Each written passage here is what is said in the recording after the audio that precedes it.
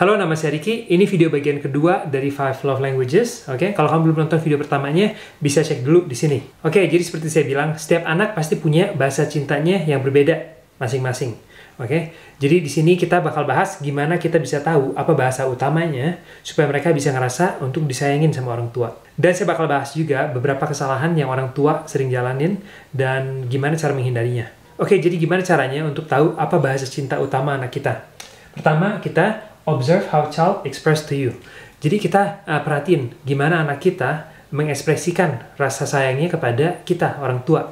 Jadi kalau anak kita misalnya, kalau lagi bahagia, mereka memeluk kita. Jadi kesimpulannya anak kita mengekspresikan dengan cara physical touch atau dengan cara menyentuh atau memeluk, mencium, oke? Dan buat sebagian anak, mungkin kalau mereka lagi sayang sama orang tua, mereka bantuin orang tuanya untuk bersih-bersih. Jadi kesimpulannya ini adalah act of service atau membantu orang lain. Jadi itu cara pertama. Dan cara kedua, observe how your child express love to others. Jadi kita perhatiin juga gimana anak kita mengekspresikan rasa sayangnya kepada orang lain.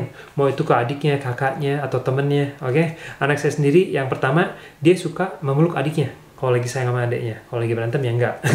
Tapi intinya dia menggunakan physical touch atau menyentuh. Dan ini emang benar, anak pertama saya, setiap kali kita peluk, kita cium, dia ngerasa bahwa dia disayangin. Dan anak saya yang kedua juga, dia kalau suka sama temennya, dia suka ngasihin mainannya, atau berbagi makanan, atau berbagi snack. Jadi anak kedua saya, dia suka memberikan hadiah.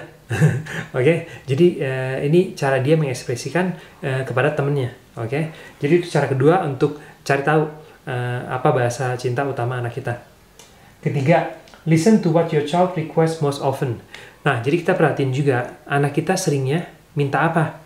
Jadi kalau misalnya anak kita suka minta ngajakin main, kemungkinan besar dia suka waktu berkualitas dengan orang tua. Sebagian anak, misalnya anak pertama saya juga, tiap kali bangun tidur, dia minta dipeluk, dicium. Oke? Karena dia butuh physical touch atau sentuhan dari orang tua untuk merasa disayangi. Jadi ini udah bagus banget. Kita mulai perhatiin apa yang sering mereka minta dari kita. Berikutnya, keempat, notice what child frequently complains about.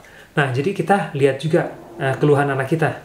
Mereka suka komplain masalah apa? Misalnya, anak saya kadang-kadang komplain, Daddy, kapan kita main lagi? Udah lama nggak main bareng. Oke, misalnya main skateboard. Nah, berarti kesimpulannya, dia butuh waktu berkualitas dengan orang tua.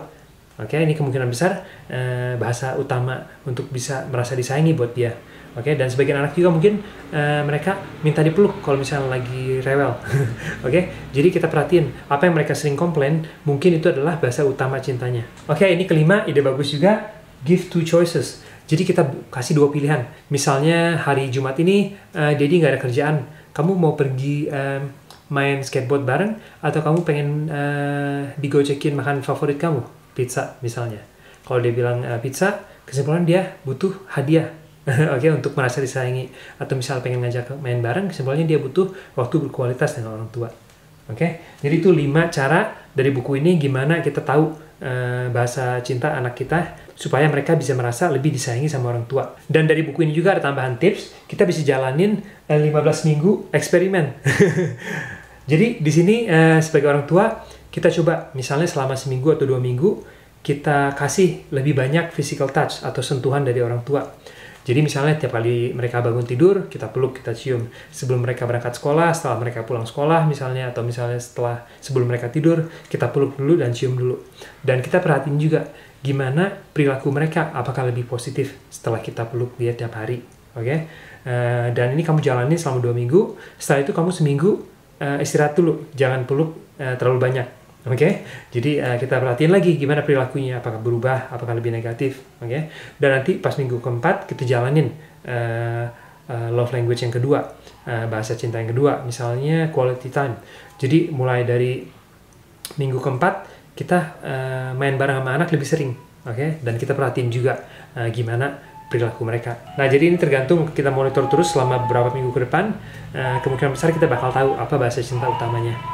Dan ini di buku ini juga dibilang kalau misalnya anak kita di bawah 5 tahun, kemungkinan besar mereka bakal butuh semua 5 bahasa cinta. Jadi kita pastiin juga semua kebutuhan emosi mereka terpenuhi. Dan di website 5lovelanguages.com juga ada sebuah tes. Kalau nggak salah dari anak umur 9 tahun ke 12 tahun, di sana ada quiz, kamu bisa pilih misalnya anak kamu lebih suka A atau B. Dan kamu bisa jawab sendiri buat anak kamu. berdasarkan dari pengalaman kamu sendiri. Oke, jadi itu beberapa cara untuk tahu apa bahasa cinta anak kita. Dan berikutnya, saya mau bahas juga beberapa kesalahan orang tua yang paling sering, yang sebisa mungkin kita harus hindari. Yang pertama, yaitu banyak orang tua yang sayang sama anaknya, tapi berkondisi. Saya sayang kalau ... Jadi di sini penting banget, buat kita bisa sayang sama anak kita, walaupun mereka nakal, walaupun mereka melanggar peraturan, walaupun mereka bikin kesalahan. Jadi sering banget orang tua menerima anaknya pada saat mereka berprestasi, tapi setelah anaknya nggak berprestasi atau melakukan kesalahan, orang tuanya menggunakan emosi sebagai hukuman. Oke, dan ini nggak bagus banget. Di buku ini dibilang, lebih baik kalau kita punya peraturan yang jelas, hitam putih. Jadi misalnya kalau kamu melanggar A, hukumannya B.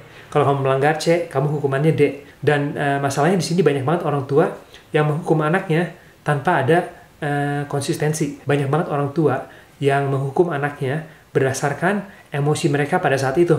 Jadi contohnya, kalau anak kita melakukan kesalahan yang besar, nggak kita hukum karena kita lagi bahagia. Tapi pada saat kita lagi marah, anak kita melakukan kesalahan yang kecil, kita hukum sampai habis-habisan. Dan ini nggak bagus banget, karena mereka bakal ngerasa bahwa mereka nggak diperlakukan dengan adil sama orang tua sendiri. Oke? Jadi kita harus adil. Kalau kamu misalnya main bola di rumah, dan kamu merusak sesuatu, kamu bakal dihukum B, gitu misalnya. Di buku ini ada cerita di mana ada seorang anak, dia main baseball di halaman belakang, dan tanpa sengaja bolanya kena jendela tetangga dan pecah. Nah, anak ini sebenarnya tahu dia nggak boleh main baseball di belakang rumah. Nah, pas ayahnya pulang malam-malam, dia nggak marah sama anaknya, tapi dia bilangin baik-baik.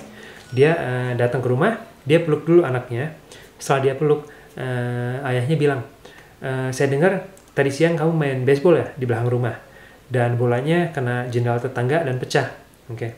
Dan dia bilang, kamu tahu kan ayah sayang sama kamu, ya, dan ayah harus kasih hukuman untuk kesalahan yang kamu bikin. Walaupun ini susah buat ayah, tapi ini buat kepentingan kamu juga. Jadi akhirnya anaknya dihukum, tapi tanpa marah-marah bapaknya, tanpa menghukum secara emosi, oke? Dan anaknya bisa menerima hukuman itu tanpa marah-marah juga, oke? Ayahnya juga memuji dulu. Jadi tergantung dengan bahasa cinta anaknya juga. Kalau anaknya misalnya bahasa cinta utamanya physical touch, untuk disentuh, jadi bapaknya peluk dia dulu sebelum dia kasih tahu atau dikasih hukuman, begitu. Dan ini dari buku ini juga, ini penting banget buat orang tua untuk bisa memenuhi kebutuhan emosi anak sebelum mendisiplinkan mereka. Karena banyak banget orang tua yang mendisiplinkan anaknya, tapi anaknya nggak punya tangki emosi atau kebutuhan emosi yang terpenuhi. Jadi biasanya anak-anak yang dihukum atau yang didisiplinkan oleh orang tua, mereka merasa tidak diperlakukan dengan adil dengan orang tua mereka sendiri, karena mereka nggak ngerasa dicintai, dan kedua, mereka dimarah-marahi. Jadi di sini dibilang penting banget untuk bisa mendisiplinkan anak atau menghukum anak, kita harus bisa pastiin bahwa tangki emosi atau kebutuhan emosi mereka sudah terpenuhi terlebih dahulu. Disiplin ini arti katanya adalah untuk mengajar, bukan menghukum. Oke? Jadi kita harus ingat juga sebagai orang tua, tugas kita bukannya menghukum, tapi untuk mendisiplinkan mereka dan memberikan pelajaran. Dan berikutnya juga, kita harus hati-hati juga dengan kata-kata yang kita bilang kepada anak kita, terutama pada saat orang tua melabeli anaknya. Banyak banget orang tua yang kadang-kadang bilang ke anaknya, kamu anak bodoh, kamu anak gak pintar, kamu gak akan pernah lulus sekolah, kamu bakal masuk penjara, kamu bakal jadi homeless, atau apapun yang kita bilang ke anak kita harus hati-hati.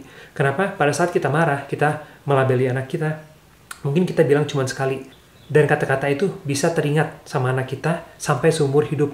Oke, makanya mungkin kamu pernah dengar kata-kata yang kita bilang menjadi inner voice, suara di kepalanya sampai mereka dewasa. Jadi hati-hati juga sebagai orang tua, kalau kita lagi marah, sebisa mungkin kita nggak melabeli anak kita, oke? Tapi kita mendisiplinkan dengan adil, yaitu dengan cara kita punya peraturan yang hitam putih yang anak kita jelas tahu, dan mereka merasa berhak juga untuk menjalankan hukuman kalau mereka melakukan kesalahan. Oke, itu beberapa pelajaran dari 5 Love Languages of Children. Semoga videonya ngebantu. Oh ya, saya mau kasih tahu juga, sekarang saya ngejalanin program life coaching. Kalau kamu tertarik, bisa cek websitenya indofitnessfamily.com, dan di sana nanti kamu bisa booking waktu untuk daftar dan ngobrol dulu. Dan misalnya kalau kamu cocok, kamu bisa daftar untuk online coaching tersebut. Oke deh, segitu aja untuk kesempatan kali ini. Dan jangan lupa juga nih untuk like, subscribe, dan nyalain lonceng supaya nggak ketinggalan untuk tips dan video-video lainnya. Terima kasih banyak.